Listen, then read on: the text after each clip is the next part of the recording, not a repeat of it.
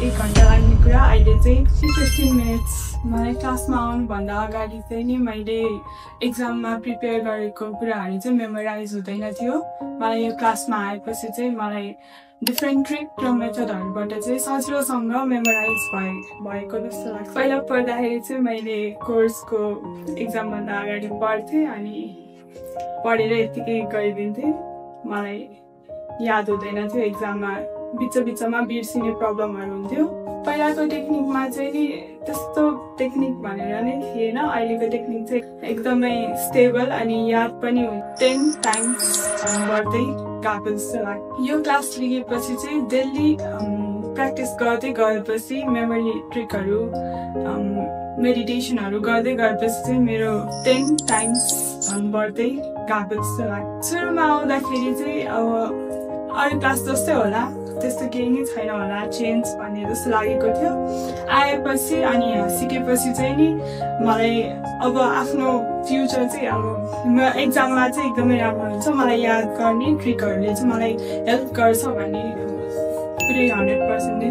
Class लिनुभन्दा अगाडि चाहिँ different डाटाहरू मलाई याद गर्न एकदमै गाह्रो हुन्थ्यो। अनि अहिले चाहिँ नि क्लास लिइसकेपछि मलाई वर्ड, न्युमेरिकलहरू, नम्बर्सहरू अनि प्याराग्राफहरू पनि याद गर्न एकदमै सजिलो भएको छ। यो क्लासको लागि चाहिँ मेरो फ्यामिलीबाट नै रिकमेन्डेसन मेरो ड्याडले गर्नुभयो। पहिला कसैले 100वटा कुराहरू याद गर्न दिएको सुरुमै म एकदमै सर्ट हुन्थ्यो होला अनि मलाई एकदमै टाइम पनि एकदमै कन्ज्युमिङ नै हुन्थ्यो।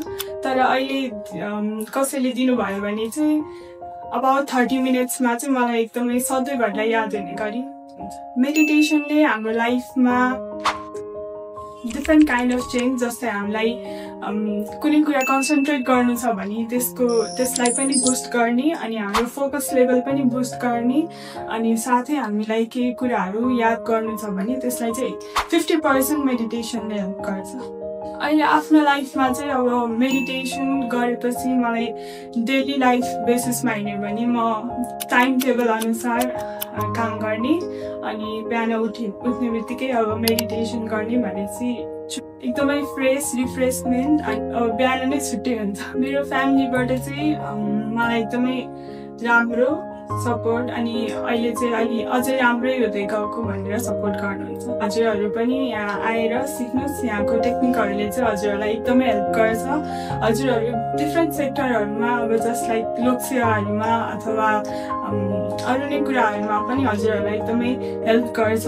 यो मेमोरी ट्रिकहरू अनि त्यसपछि टेक्निकहरूले चाहिँ हजुरलाई सजिलै अनि त्यसपछि एकदमै सजिलै सधैँभरिको लागि याद गर्नुहुन्छ। अनलाइनहरूबाट सिक्नेहरू भन्दा नि फिजिकल्ली सिक्यो भने चाहिँ इन्टरेक्सन टिचरहरूसँग पनि हुन्छ र त्यसले गर्दाखेरि चाहिँ हामीलाई बुझ्नको लागि अनि हाम्रो कन्फ्युजनहरू पनि क्लियर गर्नको लागि चाहिँ सजिलो हुन्छ जस्तो लाग्छ। यो क्लास चाहिँ नि अब क्लासमा एभरेज अथवा यादै हुँदैन, उहाँहरूलाई चाहिँ अलि म गर्न सक्छु है, मलाई केही सिकाइदियो भने म गर्न सक्छु, यो टेक्निकहरू मलाई दियो भने गर्न सक्छु भनेर जुन खोजिरहनु भएको छ भने यो क्लास चाहिँ हजुरहरूको लागि पर्फेक्ट हुने होला। मलाई क्लासको इन्भाइरोमेन्ट पनि एकदमै राम्रो, एकदमै डिसिप्लिन पर्फेक्ट लाग्यो। म्यामहरूले सिकाउँदाखेरि पनि एकदमै ध्यान दिएर सबैलाई सेम रूपमै सिकाउनुहुन्छ।